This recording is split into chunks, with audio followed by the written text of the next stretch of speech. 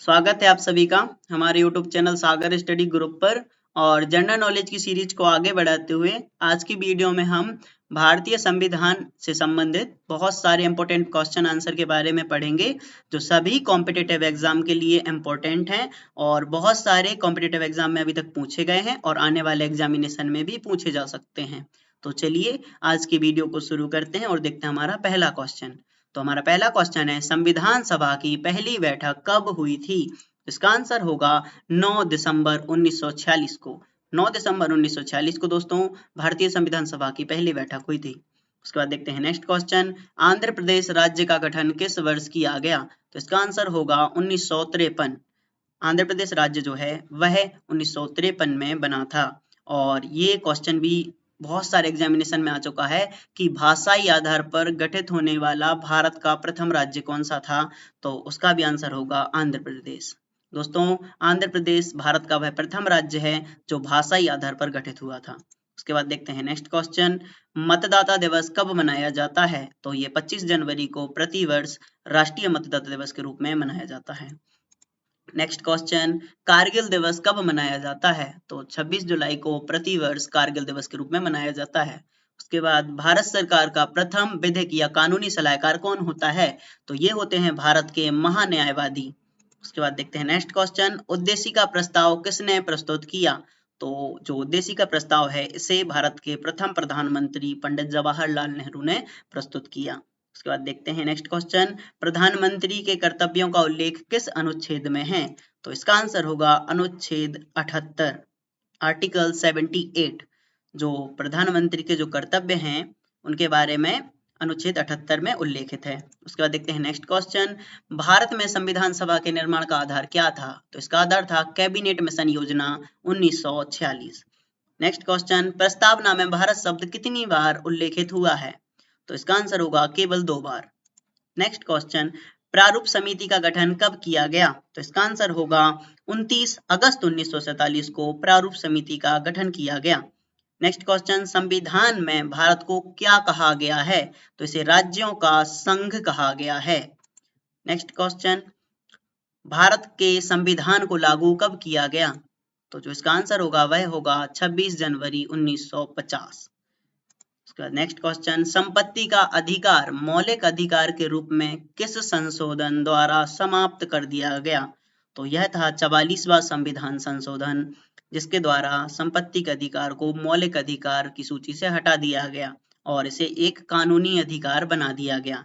चूंकि संपत्ति का अधिकार जब तक ये मौलिक अधिकार था, तो जैसे कोई शासन का कोई कार्य हो रहा है, मान लीजिए कोई जन कल्याण के लिए कोई कार्य हो रहा है, मान लीजिए कोई नहर बन रही है, ठीक है, और कोई व्यक्ति है और उसका जो मान लीजिए कोई खेत है वह उस नहर के दायरे में आ रहा है और उसे उस खेत को छोड़ना पड़ेगा। तो पहले जब संपत्ति का अधिकार मौलिक अधिकार था, तो जो मौलिक अधिकारों का रक्षक होता है वह सुप्रीम कोर्ट होता है।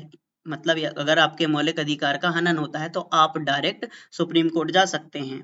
तो इसी कारण कोई भी व्यक्ति जो था, अगर उसकी संपत्ति पर कोई शासकीय कार्य होता था तो वह सीधा मौलिक अधिकार के अनुसार वह सुप्रीम कोर्ट में याचिका दायर कर देता था कि हमारे मौलिक अधिकार का हनन हो रहा है। तो इसके कारण बहुत सारे जो शासकीय काम होते थे उनमें बाधा आती थी।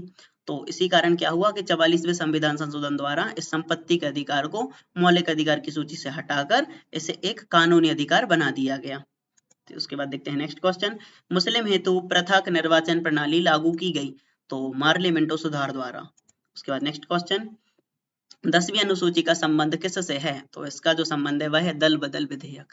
दोस्तों ये जो दल बदल विधेयक है, इसका साधारण सा मतलब है, मान लीजिए कोई विधायक चुनाव जीत गए हैं और अब कोई सामने वाली पार्टी उन्हें किसी प्रकार का लालच देकर अपनी पार्टी में मिला लेती है, तो ये दल बदल कानून के अंतर्गत उनकी जो विधायक के रूप में अगर वो चुनाव जीत गए हैं तो उनकी सदस्यता समाप्त कर दी जाएगी अगर वो एक पार्टी को छोड़कर दूसरे दल में जाते हैं। आशय सामान्य सा आशय है, दल को बदल देते हैं या एक दल या एक पार्टी को छोड़कर दूसरी पार्टी में जाते हैं तो उनकी जो सदस्यता थी एज अ किसके रूप में, एक विधायक के रूप में, तो वो समाप्त कर दी जाएगी और उन्हें दोबारा चुनाव लड़ना पड़ेगा। ठीक है, और जब तक ये 10वीं अनुसूची जो दल बदल विधेयक या कानून नहीं आया था तो उसके पहले क्या होता था, मान लीजिए कोई सामने वाली पार्टी है वह अल्पमत में है और बहुमत पार्टी के जो विधायक हैं, ठीक है, एमएलएज हैं, उनके लिए वो सामने वाली पार्टी किसी प्रकार का लालच या किसी प्रकार से भी दबाव या लालच या प्रलोभन के जरिए उन्हें अपनी पार्टी में मिला लेती थी, तो सामने वाली जो पार्टी है जो कि पहले क्या बहुमत में थी वह अल्पमत में हो जाती थी, और जो अल्पमत की जो कोई पार्टी थी वह अपनी सरकार बना लेती थी। तो इसी कारण क्या होता था कि जनता के मत का दुरुपयोग हो जाता था। तो इसी कारण 10वीं अनुसूची में शामिल किया गया दल बदल विधेयक। इसके कारण क्या होता है कि मान लीजिए अगर कोई व्यक्ति है, मंत्री है, वह अपने एक कोई दल को छोड़कर दूसरे दल में जाता है, तो सामान्य सी बात है उसकी जो सदस्यता है वह समाप्त कर दी जाती है। देखते हैं नेक्स्ट क्वेश्चन। उद्देश्य प्रस्ताव कब प्रस्तुत किया गया? तो इसका आंसर होगा 13 दिसंबर 1946। उसके बाद नेक्स्ट क्वेश्चन, नगर पालिकाओं को संवैधानिक मान्यता किस संशोधन द्वारा प्रदान की गई? तो यह होगा 74वां संविधान संशोधन। नेक्स्ट क्वेश्चन, झंडा समिति के अध्यक्ष कौन थे? तो इसका आंसर होगा जे.बी. कृपलानी। उसके बाद नेक्स्ट क्वेश्चन, धार्मिक स्वतंत्रता का अधिकार किस अनुच्छेद के अंतर्गत आता है? तो इसका आंसर होगा अनुच्छेद 25। नेक्स्ट क्वेश्चन, पंचायती राज दिवस कब मनाया जाता है? तो यह मनाया जाता है 24 अप्रैल को।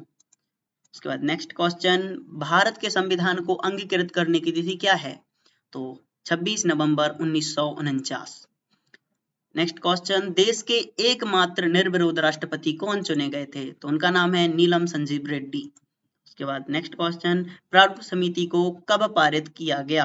प्रारूप समिति को कब पारित किया गया? तो इसका आंसर होगा 23 फरवरी 1948।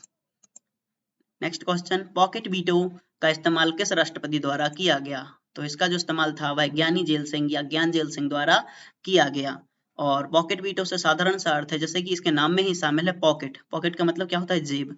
और वीटो एक प्रकार की पावर, ठीक है। तो जैसे मान लीजिए कोई बिल आया है, ठीक है, वह राज्यसभा और लोकसभा से पारित होकर इनके पास आया है। अब अगर ये जो राष्ट्रपति हैं वह उस पर सिग्नेचर कर देते हैं तो वह बिल से सीधा क्या बन जाएगा? कानून बन जाएगा।